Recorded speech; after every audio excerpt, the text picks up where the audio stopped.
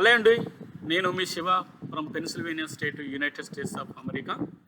ఇక్కడ రాజ్ తరుణ్ లావణ్య యొక్క విషయం అనేది అది పూర్తిగా వ్యక్తిగతం. కానీ అది సమస్య ముగిసిపోతుందేమో అనుకుంటే ఇప్పుడు శేఖర్ భాష ఒక ఆడియో లీక్ చేయటము, కొన్ని ఎవిడెన్స్ చూపించడం వల్ల ఇది చాలా మలుపులు తిరిగిందని చెప్పొచ్చు.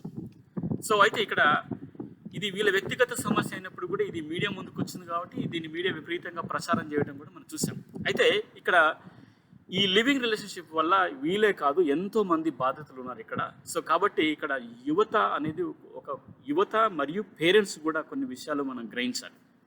సో ఇక్కడ లావణ్య మేము ఇద్దరం కలిసి ఉన్నాము,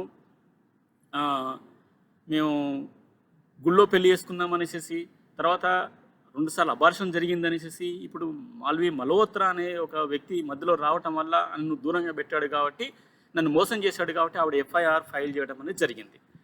సో ఇక్కడ రాజ్ తరుణ్ కూడా మేమిద్దరం కలిసే ఉంటున్నాము, మధ్యలో మొదట్లో మేము శారీరక సంబంధాలు కలిగి ఉన్నాము, తర్వాత గత 7 సంవత్సరాలుగా మాకు ఎటువంటి శారీరక సంబంధం లేదు, ఆవిడ డ్రగ్ అడిక్ట్, ఆవిడకు మస్తాన్ అలీకి సంబంధం ఉందని చెప్పడం కూడా మనం చూసాం.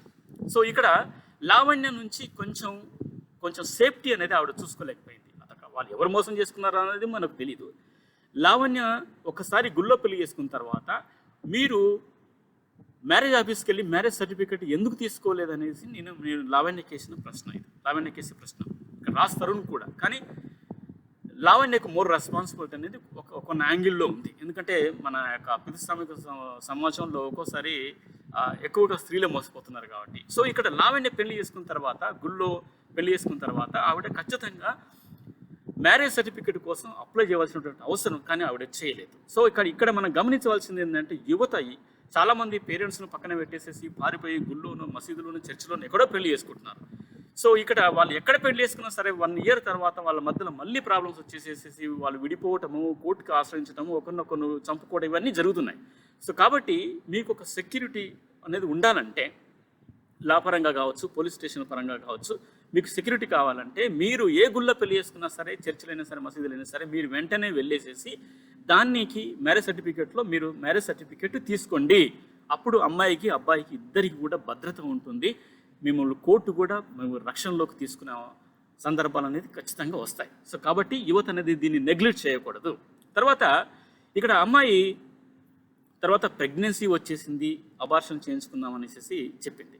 సో ఇక్కడ 1971 అనుకుంటే మన సుప్రీంకోర్టే డిక్లేర్ చేసింది, అమ్మాయికి ఇష్టం లేకపోతే తను అబ్బాయిని, అది కడుపులో బాబును కానీ పాపను కానీ మోసే తనకు ఆరోగ్యమైన పరిస్థితులు అనుకూలించకపోతే, లేదా తనకు ఇష్టం లేకపోతే, ఇది కేవలం ఆవిడకు వ్యక్తిగతమైన విషయం కాబట్టి ఆవిడ ఏ రైట్ అనేది తీసుకోవచ్చు. Abortion, she can go for abortion, లేదా బిడ్డను పెంచుకోవచ్చు. అది సుప్రీంకోర్టు అనుమతి ఇచ్చింది కాబట్టి మరి లావణ్య ఇక్కడ అబార్షన్ చేసుకుంది.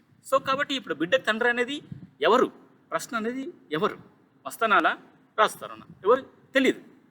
సో కాబట్టి ఆవిడ చేసుకున్నటువంటి విషయం ఇది. ఆవిడ కనుక బిడ్డను ఉంచుకుంటే కనుక ఈరోజు సేఫ్టీ అనేది ఆవిడకు ఉండేది. కానీ ఆవిడ అబార్షన్ చేయించుకుంది. ఇక్కడ రాజ్ తరుణ్ చేయించాడా అనేది ఎవరు పక్కన పెట్టండి. ఆవిడ ఈ యొక్క ఎవిడెన్స్ని, అంటే ఇక్కడ బిడ్డ ఉంటే కనుక ఈరోజు ఖచ్చితంగా వాళ్ళకు సెక్యూరిటీ ఉండేది కాబట్టి ఆమె అబార్షన్ చేసుకుంది కాబట్టి అది ఆమె పూర్తి వ్యక్తిగతము, ఆమెకు రాజ్యాంగం కల్పించిన హక్కు కాబట్టి చేయించుకుంది, అయిపోయింది. సో కాబట్టి ఆమెకు ఉండవలసిన సపోర్ట్ ఒక మ్యారేజ్ సర్టిఫికేటు, ఇటు రెండవది బిడ్డను ఉంచుకోవటం, ఈ 2 ఆమెకు లేవు కాబట్టి ఆమెకు సపోర్ట్ అనేది చాలా అదైపోయింది. సో తర్వాత రాజ్ తరుణ్ కూడా ఆమె యొక్క క్యారెక్టర్ను అసాసినేట్ చేశాడు. ఇక్కడ మీడియా కూడా శేఖర్ భాష మధ్యలోకి రావటం, ఆడియో క్లిప్ చేయటం వల్ల కూడా లావణ్య యొక్క వ్యక్తిగతమైన, అంటే ఆమె యొక్క క్యారెక్టర్ను అసాసినేట్ చేసినట్టు అయింది. సో శేఖర్ భాష ఒక యాంగిల్లో ఆయన పోరాడుతున్నాడు.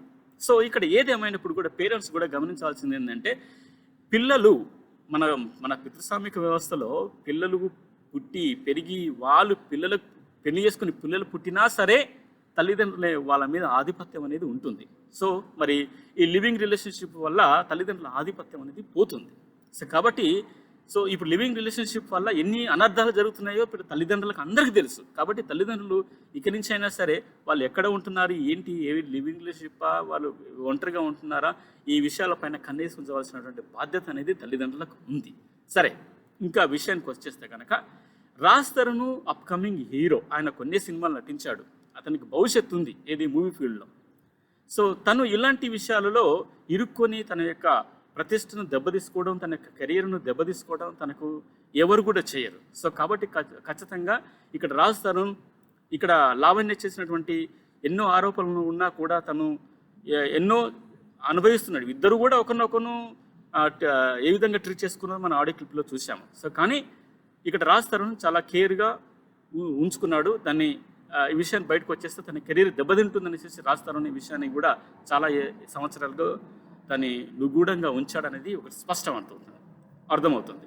ఇక్కడ మలహోత్రా అనే అమ్మాయి కూడా తెలుగులో ఇదే మొదటి మూవీ ఆవిడది. మరి ఈ మొదటి మూవీలో తెలుగులోకి ఎంటర్ అయింది కాబట్టి ఆవిడ ఖచ్చితంగా నిలదొక్కుకోవాలని ఉంటుంది తప్ప ఇలాంటి విషయాలలో ఇరుక్కొని వెంటనే ఆమె యొక్క కెరియర్ను చాప్టర్ క్లోజ్ చేసుకోదు. సో ఈ మూవీ ఫీల్డ్కి ఎవరు ఎంటర్ అయినా సరే 1 ఇయర్లోనే ఒక మూవీతోనే వారు ఎవరు చాప్టర్ను వాళ్ళ యొక్క కెరియర్ చాప్టర్ని ఎవరు క్లోజ్ చేసుకోరు. సో కాబట్టి ఇక్కడ లావణ్య చేసినటువంటి ఏది మల్హోత్రాకి రాజ్ తరుణ్కి మధ్యలో ఏదో ఉన్నది అనేసి చెప్పడం కూడా అంత సమంజసకంగా లేదు. సో కాబట్టి లావణ్య సైడ్ నుంచి చూస్తే కనుక ఆవిడ కలిసి జీవించవచ్చు, మస్తాన్తో మళ్ళీ విభేదాలు రావటము, మళ్ళీ తిరిగి రాజ్ తరుణ్ దగ్గర రావటం, కొన్ని విషయాల్లో గమనిస్తే కనుక Lavanya she is not well protected by her own activities. So అక్కడ చేసిన పొరపాటు ఏంటంటే తను మ్యారేజ్ సర్టిఫికేట్ తీసుకోకపోవడం, రెండవది బిడ్డను కడుపులో ఉంచుకుంటే ఆమెకు సేఫ్టీ ఉండేది.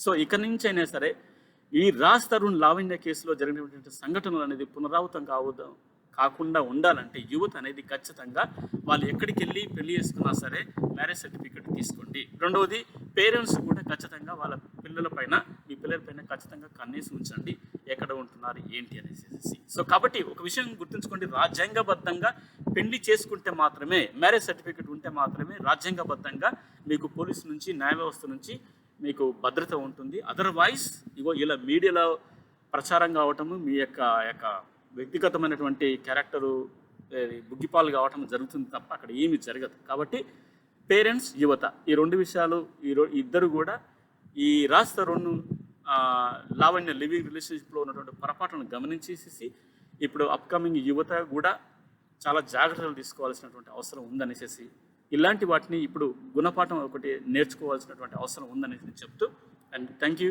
Very much for watching this video.